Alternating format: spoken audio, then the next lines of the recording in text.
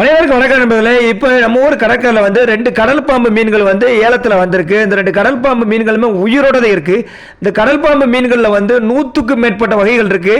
ஆனால் நம்ம ஊர்களில் வந்து அதிகபட்சம் ஒரு 3 வகையான கலர்கள் உள்ள கடல் பாம்பு மீன்களை பார்க்கலாம். இது ஆங்கிலத்தை வந்து ஈல்னு சொல்லுவாங்க, தமிழில் வந்து விலாங்கு மீன் அப்படின்னு சொல்லி இன்னொரு பெயர்லையும் அழைக்கிற உண்டு.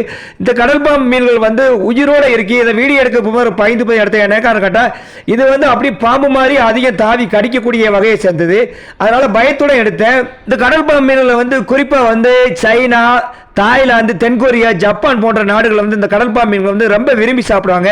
அதனால இந்த கடல் பாம்பு மீன்கள் வந்து இங்கிருந்து அதிகபட்சம் வந்து ஏற்றுமதி ஆகக்கூடிய மீன்களாக இந்த கடல் பாம்பு மீன்கள் இருக்கு. இந்த கடல் பாம்பு மீன்களை வந்து அதிகபட்சமான சத்துக்கள் வந்து அடங்கிய மீன்களாக இருக்கு அப்படின்னு சொன்னா நீங்களே ஆச்சரியப்படுவீங்க. இந்த கடல் பாம்பு மீன்களை வந்து கிட்டத்தட்ட வந்து வைட்டமின் ஏ, வைட்டமின் பி, துத்தநாகம், பாஸ்பரஸ், இரும்பு சத்துக்கள், பொட்டாசியம் இப்படி ஏகப்பட்ட, அதாவது மனித உடம்புக்கு உச்சி முதல் உள்ளங்கால் வரை என்ன உறுப்புகள் இருக்குமோ அந்த உறுப்புகள் அனைத்துக்குமே செயல்படக்கூடிய சத்துக்கள் வந்து இந்த மீனில் அடங்கி இருக்கு. அதனால இந்த மீன்கள் வந்து இன்றைக்கு வந்து அந்த அளவுக்கு ஏற்றுமதி செய்யக்கூடிய மீன் வகையாக இருக்குது. இப்போ இந்த 2 மீனுமே வந்து என்ன விலைக்கு போக போகுது அப்படிங்கிறத இந்த வீடியோவில் பார்க்கலாம் வாங்க.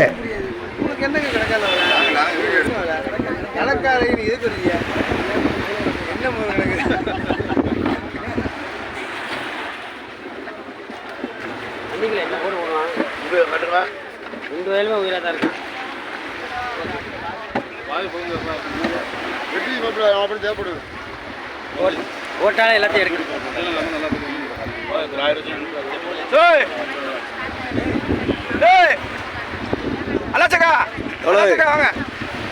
எவ்வளவு 1000 ரூபா, 900 ரூபா.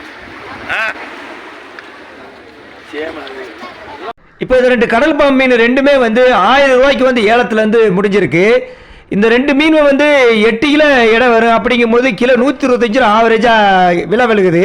இந்த கடல் பாம்பு மீன்களை பொறுத்தவரையும் வெளிநாடு, வெளிமாநிலங்கள் ஏற்றுமதி செஞ்சது போக இப்போ வந்து உள்ளூர்களே இந்த மீன்களை வந்து கொஞ்சம் விரும்பி சாப்பிட ஆரம்பிச்சாங்க. முதலெல்லாம் அந்த மீனை வந்து அச்சத்துடன் பார்ப்பாங்க, அதனால சாப்பிட மாட்டாங்க.